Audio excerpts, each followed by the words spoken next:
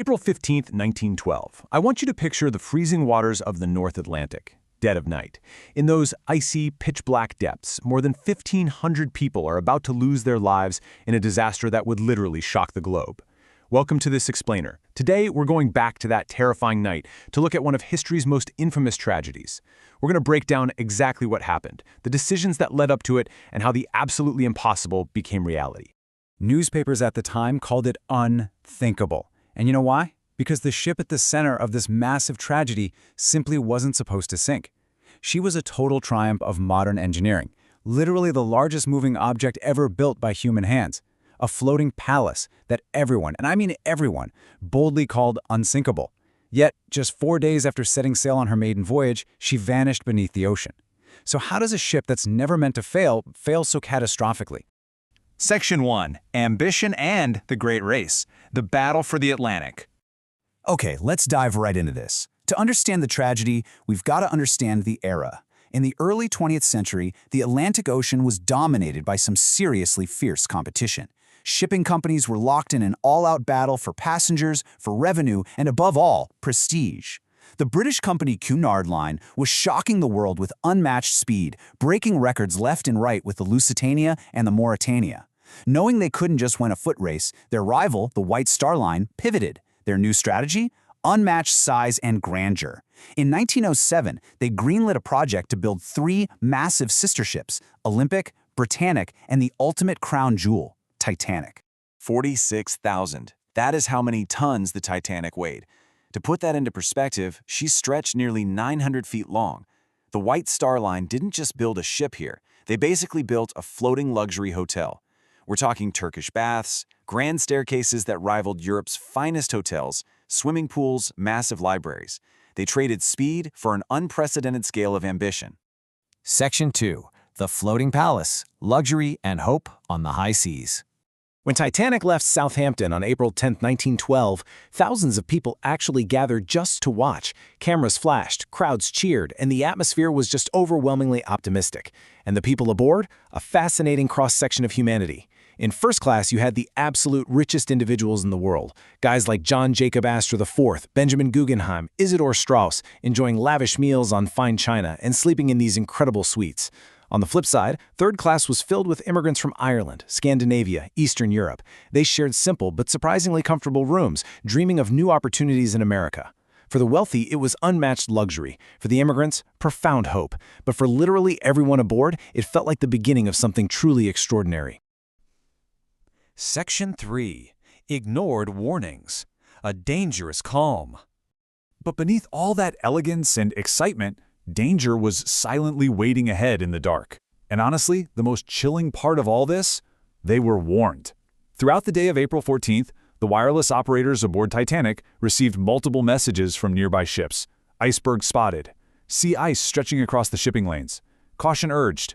Several captains were explicitly telling Titanic, hey, be careful. But what happened? The ship just kept going at nearly full speed. Captain Edward Smith was one of Britain's most respected sailors, and people trusted him completely. But this supreme overconfidence took hold. He and his officers firmly believed they could spot any ice in time because, well, it's the Titanic. She was considered incredibly safe. As those daytime warnings rolled in, evening approached and the sea became strangely calm. Now, this is actually a terrible thing. Normally, waves break against icebergs, right? That creates a white foam that makes them way easier to spot in the dark. But on this specific night, the water was perfectly flat, like glass. There was no moon, visibility was incredibly poor. Finally, the clock strikes 11:40 p.m. Up in the freezing air, lookouts Frederick Fleet and Reginald Lee are straining their eyes. And suddenly, Fleet sees something terrifying. Straight ahead, He rings the warning bell 3 times, grabs the telephone, and shouts those infamous words, "Iceberg right ahead." Down on the bridge, First Officer William Murdoch immediately orders the ship to turn. The engines are thrown into reverse. But think back to that 46,000 tons. The ship is just too massive. It's carrying way too much forward momentum. Seconds later, there's a quiet, fatal scrape against the starboard side. A scrape so relatively gentle, in fact, that a lot of passengers barely even noticed it. Section 4. The Fatal Collision. The Anatomy of a Disaster. Up on deck, there was zero panic. Some passengers were literally joking about the impact, playing with chunks of ice. Others just rolled over in bed and went back to sleep. But down below, a terrifying reality was unfolding as ship designer Thomas Andrews rushed to inspect the damage. First, he sees water violently rushing into the forward compartments. Now, the ship was engineered with a failsafe. It was designed to stay afloat even if 4 of those compartments flooded. But then came the horrifying realization 5 compartments were flooding. I really want you to just imagine the pure dread washing over him in that exact second. With 5 compartments compromised, it was mathematically impossible for the ship to survive. Thomas Andrews walks back up to Captain Smith, and the unsinkable myth is completely shattered in just 4 devastating words. The ship will sink. Captain Smith just stares in disbelief. The floating palace is doomed. Section 5. Chaos and Heroism. The Final Hours. What followed was a truly tragic irony. As the crew desperately started preparing lifeboats and sending out distress calls, extreme confusion spread among the passengers. To the people standing on deck, the ship still looked and felt perfectly safe. A lot of them simply refused to leave the warmth of the interior. Because of that, those first lifeboats, the literal only chance for survival for hundreds of people, were lowered into the dark water half empty. But as the bow started to sink deeper into the freezing Atlantic, the horrific reality finally set in and panic spread. Yet, amidst that panic, we see these incredible, deeply human moments of heroism and acceptance. Benjamin Guggenheim famously heading to his cabin to dress in his finest evening clothes, reportedly saying he was prepared to go down like a gentleman. Thomas Andrews spending his final moments desperately helping passengers into lifeboats. The ship's band standing on the slanting deck, continuing to perform in this valiant effort to keep people calm, fully knowing their own fate was sealed. Husbands kissing their wives goodbye, placing them into lifeboats, knowing for a fact they would never see them again. So, how fast did the end truly come? Rocket flares exploded into the sky, but nearby ships were just too far away to help.